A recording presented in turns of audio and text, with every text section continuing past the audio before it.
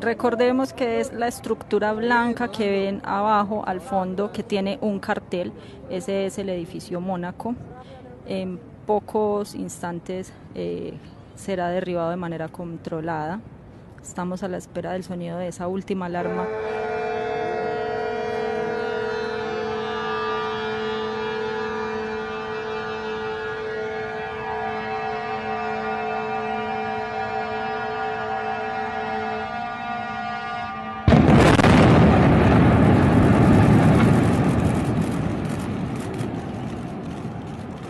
¡Pablo, hijo de puta! ¡Te nos fuiste!